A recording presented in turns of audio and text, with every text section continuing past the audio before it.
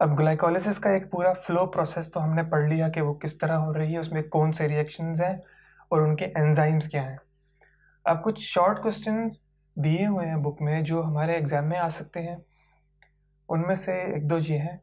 First of all, the regulating steps या irreversible reactions of glycolysis, कि कौन से ऐसे स्टेप्स हैं जिनसे ग्लाइकोलिसिस का जो मैकेनिज्म है वो कंट्रोल हो सकता है बॉडी में, या बॉडी के सर्टन हार्मोन्स किस स्टेप पे जाके किस एंजाइम की एक्टिविटी को अफेक्ट करेंगे ताकि ग्लाइकोलिसिस इनहिबिट हो जाए या तेज़ हो जाए। इनमें से 3 स्टेप्स हैं। एक हेक्सोकाइनेज एक्टिविटी को आल्टर कर सकते हैं। जो हेक्सोकाइनेज है वो हमारा फर्स्ट स्टेप में यूटिलाइज हो रहा है। हेक्सोकाइनेज एंजाइम फॉस्फोरिलेशन करवा रहा है। इरिवर्सिबल रिएक्शन है और एक रेगुलेटिंग स्टेप है। दूसरा फॉस्फोफ्रुक्टोकाइनेज इरिवर्सिबल रिएक्शन है और रेगुलेटिंग स्टेप है। ये रेट ऑफ ग्लाइकोलिसिस को डिटरमिन कर सकता है। पायरुवेट काइनेज जो लास्ट स्टेप है जिसके प्रोडक्ट में पायरुवेट बनता है, वहाँ पे अफेक्ट कर सकता है कोई भी हार्मोन, उस स्टेप को रेगुलेट कर सकता है। As a result ATP production जो है हमारी वो अफेक्ट हो सकती है ग्लाइकोलिसिस के थ्रू। ग्लाइकोलिसिस का प्रोसेस स्लो डाउन या फास्ट हो सकता है इन तीनों स्टेप्स के थ्रू। यहाँ पे इन स्टेप्स पे अगर कोई फैक्टर आके अफेक्ट करेगा तो ग्लाइकोलिसिस का प्रोसेस रेगुलेट हो जाएगा। सेकेंड इज हेक्सोकाइनेज और ग्लूकोकाइनेज का डिफरेंस। बेसिकली है ग्लूकोकाइनेज भी हेक्सोकाइनेज, लेकिन ये मोर स्पेसिफिक है। दोनों सेम रिएक्शन करवा रहे हैं। इन दोनों को हम कहते हैं आइसो एंजाइम्स। आइसो एंजाइम्स मतलब एक ही तरह का रिएक्शन कर रहे हैं, लेकिन उनके अपना जो अमाइनो एसिड का स्ट्रक्चर है वो एक डिफरेंट स्ट्रक्चर है दोनों का, लेकिन वो एक ही तरह के रिएक्शन करवा रहे हैं। दोनों फॉस्फोरिलेशन ऑफ ग्लूकोज करवा रहे हैं। ग्लूकोज से ग्लूकोज 6 फॉस्फेट बनाएंगे। ग्लूकोकाइनेज को हेक्सोकाइनेज 4 या हेक्सोकाइनेज डी भी कहते हैं। इन दोनों में जो बेसिक डिफरेंसेस बताए गए हैं वो ये हैं। First of all location. Hexokinase एक मोर जनरल एंजाइम है और बॉडी के मोस्ट ऑफ द टिश्यूज में जो फॉस्फोरिलेशन हो रही है ग्लाइकोलिसिस के प्रोसेस में वो हेक्सोकाइनेज करवा रहा है। Glucokinase present mostly in liver के पैरेन्काइमा सेल्स जो होते हैं जो लिवर में प्रेजेंट होते हैं, और beta cells of pancreas. Beta cells of pancreas also secretes insulin. ये दो इंपॉर्टेंट लोकेशंस हैं ग्लूकोकाइनेज की, जो एक स्पेसिफिक एंजाइम है एज कंपेयर टू हेक्सोकाइनेज। दूसरा इनके केएम में डिफरेंस है। इसका केएम लो है, इसका केएम हाई है। अब लो केएम का मतलब क्या है कि उसकी एफिनिटी फॉर ग्लूकोज ज़्यादा है। वो अगर लो कंसेंट्रेशन भी होगी ग्लूकोज की तो वो उसके साथ बाइंड कर लेगा, उसके ऊपर एक्ट करेगा और ये रिएक्शन करवा देगा, फॉस्फोरिलेशन करवा देगा अगर लो कंसेंट्रेशन भी होगी ग्लूकोज की। केएम ज़्यादा होने का मतलब है कि अगर लो कंसेंट्रेशन होगी ग्लूकोज की तो ये ग्लूकोकाइनेज एक्ट नहीं कर सकेगा और ये फॉस्फोरिलेशन नहीं कर पाएगा जब तक ग्लूकोज की कंसेंट्रेशन ज़्यादा ना हो। इसकी निस्बत इसे ज़्यादा कंसेंट्रेशन चाहिए होती है ताकि वो एक्टिव हो जाए। अब इसका फ़ायदा क्या है? जब हमारे पास इंटेस्टाइन है जहाँ से सारी फूड डाइजेशन आती है, इंटेस्टाइन जहाँ से हमारे पास जाती है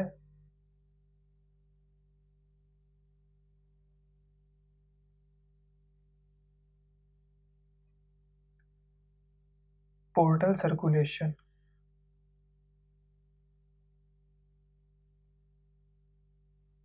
और ये हमारे पास लिवर है। अब यहाँ पे हमारे पास ग्लूकोज जो डाइजेशन से बन रहा है वो प्रेजेंट है।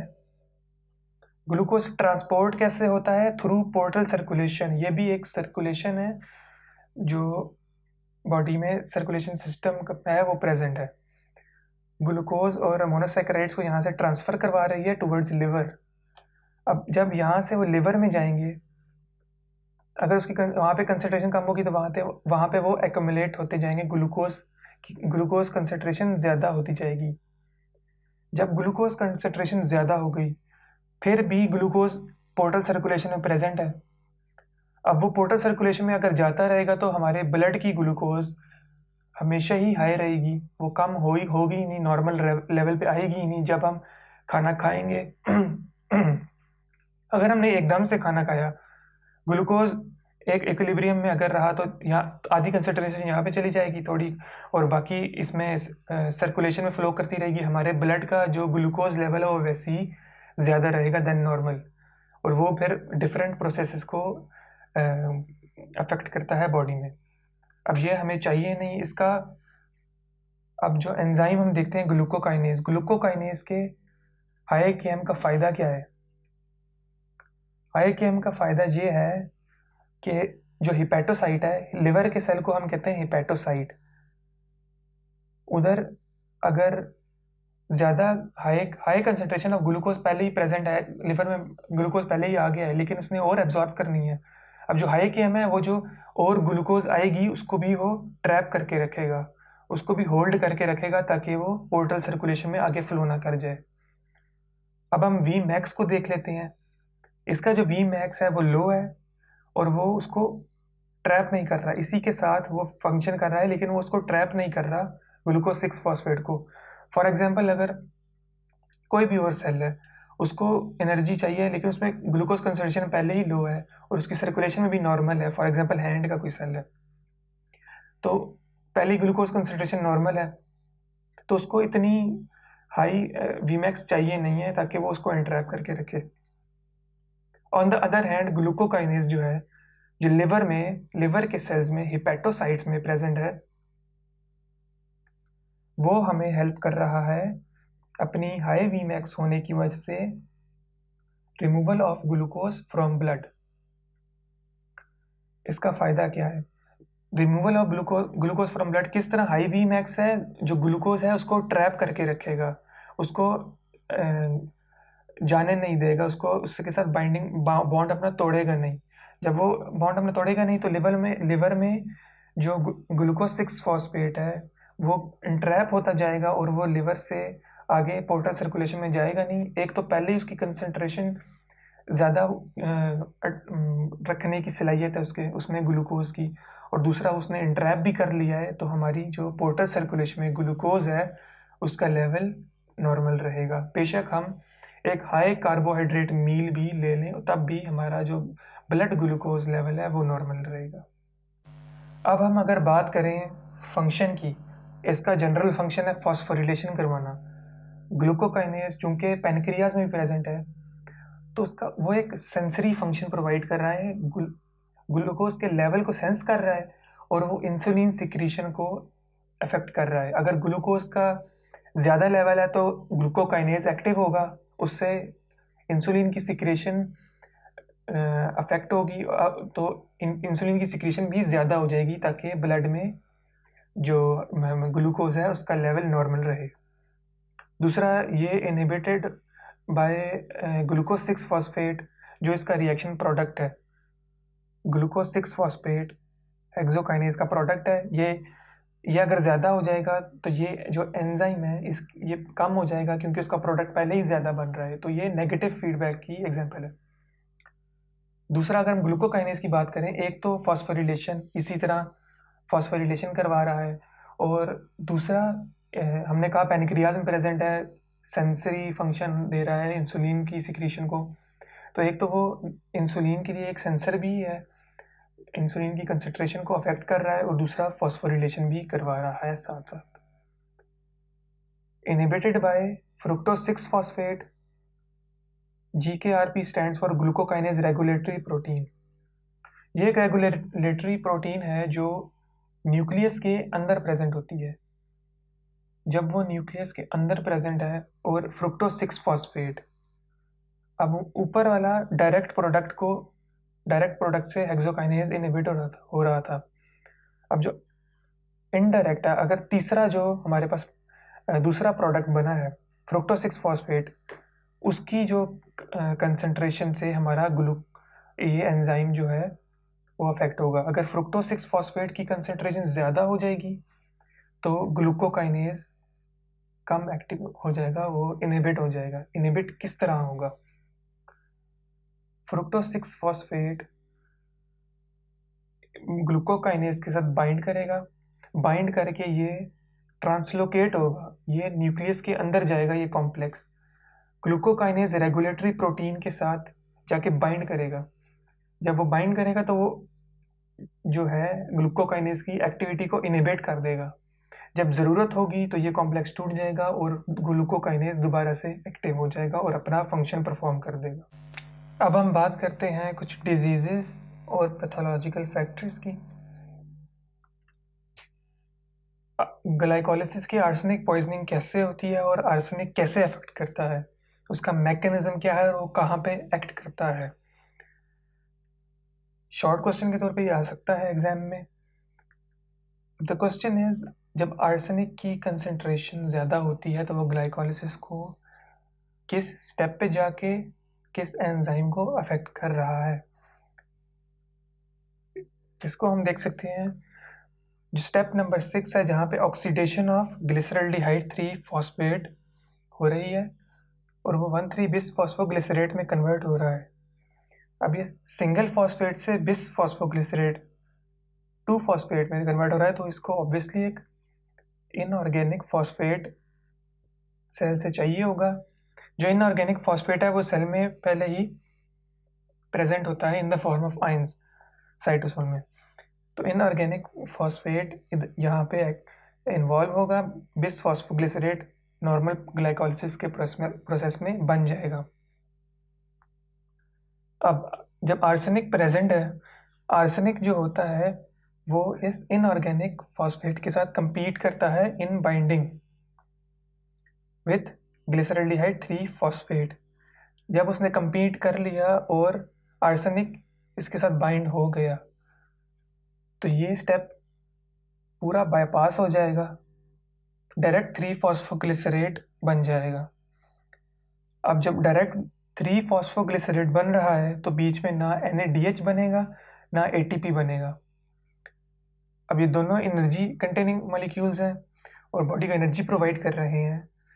जब ये मॉलिक्यूल्स नहीं बनेंगे तो बॉडी को ग्लाइकोलिसिस से एनर्जी इनसफिशिएंट मिलेगी।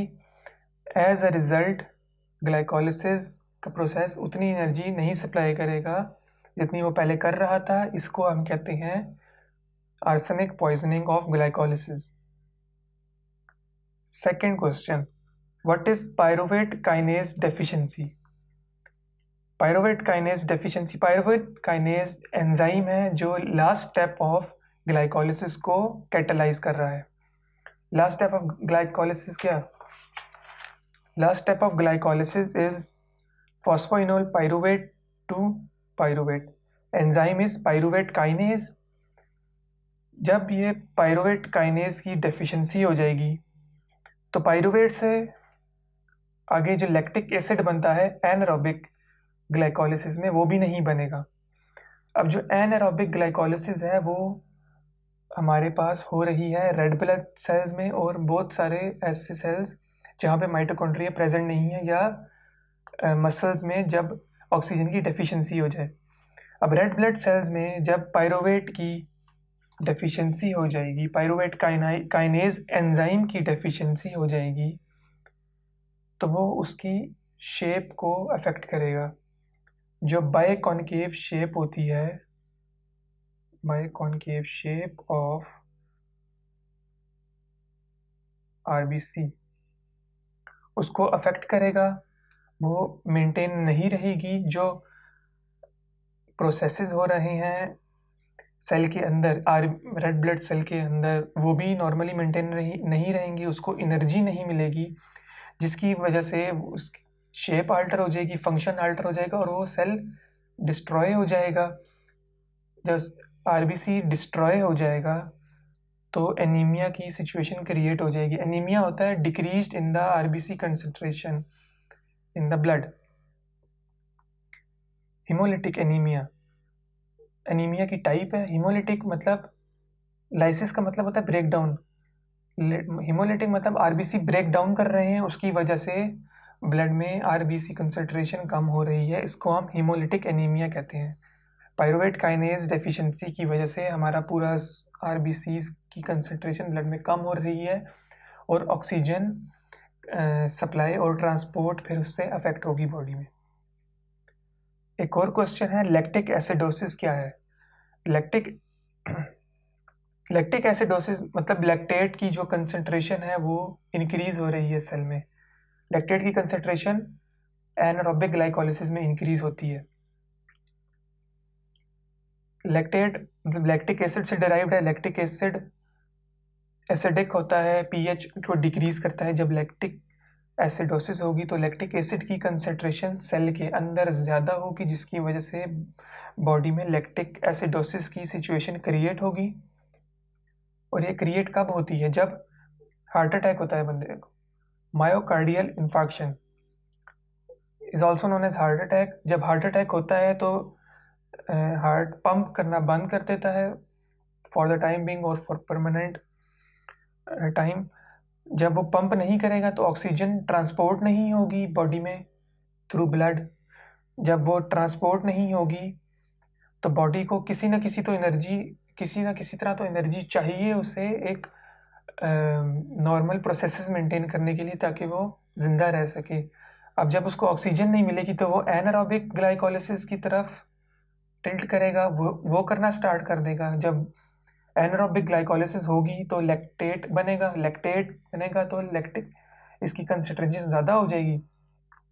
जब ज़्यादा देर तक ऑक्सीजन नहीं मिलेगी तो लैक्टेट की कंसंट्रेशन बहुत ज़्यादा हो जाएगी, जिसकी वजह से पीएच डिक्रीज हो जाएगी। उसको हम कहते हैं lactic acidosis.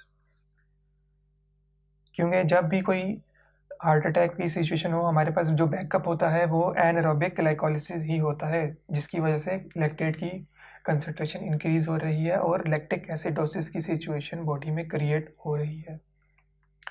Secondly, what is oxygen depth? अब ये इसी की एग्जांपल ले लेते हैं। लैक्टिक एसिडोसिस में ऑक्सीजन नहीं मिल रही। अब कितनी देर तक नहीं मिलेगी वो डिपेंड करता है मायोकार्डियल इन्फार्क्शन पे और उसकी ट्रीटमेंट पे। ऑक्सीजन डेप्थ, अब पहले भी थोड़ी बहुत ऑक्सीजन प्रेजेंट है बॉडी में, लेकिन वो इनसफिशिएंट है ट्रांसपोर्ट के लिए और मेटाबॉलिक प्रोसेसेस के लिए। अब जितनी ऑक्सीजन और चाहिए, द रिक्वायरमेंट फॉर ऑक्सीजन, ताकि वो ऑक्सीजन लेवल्स नॉर्मल हो जाएं बॉडी के, उसको हम कहते हैं ऑक्सीजन डेप्थ। के बॉडी कितने डेप्थ में है ऑक्सीजन के, कितनी और चाहिए ताकि वो लेवल्स नॉर्मल हों, उसको हम कहते हैं oxygen depth. Oxygen depth doctors usually measure करते हैं तब जब आपको पेशेंट की हेल्थ का, उसकी मॉर्बिडिटी का, उसकी सेहत का अंदाज़ा लगाना हो कि वो कितना ठीक हो चुका है या उसकी सिचुएशन क्या है, उसमें हम ऑक्सीजन डेप्थ को उसका आइडिया लगाते हैं। अब हमारे पास एक और क्वेश्चन है कि हार्मोनल रेगुलेशन ग्लाइकोलिसिस के प्रोसेस की कैसे होती है। जो हार्मोनल रेगुलेशन है that is a slow process as compared to allosteric modulation. Enzymes की मॉड्यूलेशन से इनहिबिशन से ज़्यादा एक लॉन्ग टर्म और स्ट्रॉन्ग प्रोसेस है, मतलब अफेक्ट उसका ज़्यादा होता है हार्मोनल रेगुलेशन का, लेकिन स्लो है, लॉन्ग टर्म है और ग्रेटर अफेक्ट, ज़्यादा अफेक्ट उसका असर पड़ता है। 10 to 20 टाइम्स वो अफेक्ट इंक्रीज कर सकती है या इनहिबिट कर सकती है। हार्मोनल रेगुलेशन ग्लाइकोलिसिस की होती क्या है? हार्मोन्स दो इन्वॉल्व हैं ग्लूकोज के मेटाबॉलिज्म में, insulin plus glucagon. Insulin plus glucagon ये ग्लूकोज का कंसंट्रेशन मेंटेन करते हैं इन द ब्लड। अब इंसुलिन जो है, फॉर एग्जांपल हमने एक हाई कार्बोहाइड्रेट मील ली है, उसमें हम चाहते हैं कि ब्लड की जो ग्लूकोज लेवल है वो नॉर्मल रहे, ज़्यादा ना हो एकदम से। इंसुलिन सिक्रीट होगी, सेंस करेगी हाई ग्लूकोज को। इंसुलिन सिक्रीट होगी पेनक्रियास से, बीटा सेल्स ऑफ पेनक्रियास से। जब इंसुलिन सिक्रीट होगी वो जाएगी जीन ट्रांसक्रिप्शन करवाएगी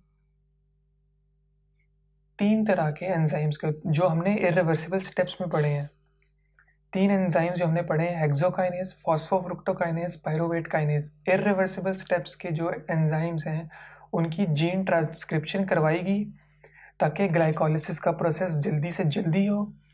जब वो जल्दी होगा तो पायरुवेट जल्दी बनेगा, एनर्जी ज़्यादा, मतलब ग्लूकोज हमारा ज़्यादा जल्दी मेटाबोलाइज हो रहा होगा और ग्लूकोज की कंसंट्रेशन डिक्रीज होती जा रही होगी और बॉडी को एनर्जी मिलती जा रही होगी। इसीलिए हमारे जो ब्लड की ग्लूकोज कंसंट्रेशन है वो नॉर्मल पे रहेगी।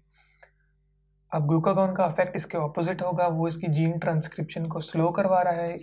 इन 3 एंजाइम्स की जो जीन ट्रांसक्रिप्शन है उसको स्लो करवाएगा, उसको इनहिबिट करेगा। इसकी वजह से उनकी एक्टिविटी कम होगी, ग्लूकोज कम मेटाबोलाइज होगा और इसी तरह कंसंट्रेशन मेंटेन रहेगी। The final question, alternate fates of pyruvate. This is a very important question और मेनली ये एग्जाम्स में आ जाता है। पहला हमने फेट ऑफ पायरुवेट क्या पढ़ा। पायरुवेट जब हमारे पास एनारोबिक रिस्पिरेशन में जा रही है तो लैक्टेट दे रही है और एनर्जी प्रोवाइड कर रही है उसके थ्रू। एक तो वो फेट हो गया और एक तो यहाँ पे ग्लाइकोलिसिस में है दूसरा ऑक्सीडेटिव डीकार्बोक्सिलेशन। ऑक्सीडेटिव मतलब वो ऑक्सीजन रिक्वायरिंग है।